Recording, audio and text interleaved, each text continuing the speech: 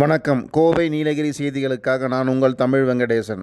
ரம்ஜான் தொடர் விடுமுறை, உதகை நோக்கி சுற்றுலா வெள்ளம், எல்லைச் சாவடிகளில் கடும் நெரிசல். நீலகிரி மாவட்டத்தின் முக்கிய சுற்றுலா மையமாக உதகையில் ரம்ஜான் பண்டிகையொட்டி அறிவிக்கப்பட்ட தொடர் விடுமுறை காரணமாக சுற்றுலா பயணிகளின் வருகை திடீரென அதிகரித்துள்ளது. குறிப்பாக அண்டை மாநிலமான கேரளாவிலிருந்து ஏராளமான குடும்பத்துடன் உதகையை நோக்கி பயணம் மேற்கொண்டு வருகின்றனர். இதன் காரணமாக தமிழக கேரள எல்லை பகுதிகளான நாடுகாணி மற்றும் மேல்குடலூர் சோதனை சாவடிகளில் இன்று அதிகாலை முதலே வாகனங்கள் நீண்ட வரிசையில் அணிவகுத்து நின்றன. பல கிலோமீட்டர் தூரம் வரை வாகனங்கள் குவிந்ததால் கடும் போக்குவரத்து நெரிசல் ஏற்பட்டது.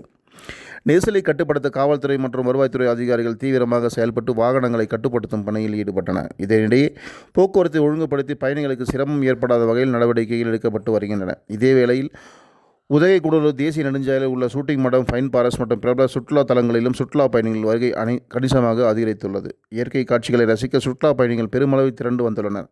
கடந்த சில நாட்களாகவே சுற்றுலா வருகை குறைந்திருந்த நிலையில் தற்போது தொடர் விடுமுறை காரணமாக மீண்டும் கூட்டம் அதிகரித்துள்ளதால் ஓட்டல் தொழிலாளர்கள், வழிகாட்டிகள், வாகன ஓட்டுகள் உள்ளிட்ட சுற்றுலாத்துறையினர் மகிழ்ச்சி அடைந்துள்ளனர். கேரளாவிலிருந்து அதிக அளவில் சுற்றுலா பயணிகள் வருகை, எல்லைச்சாவடியில் நீண்ட வாகன வரிசை, காவல்துறை தீவிர போக்குவரத்து கட்டுப்பாடு, சுற்றுலா தலங்களில் மீண்டும் கூட்டம் அதிகரிப்பு, சுற்றுலா தொழிலாளர்களுக்கு வருமானம் உயர்வு.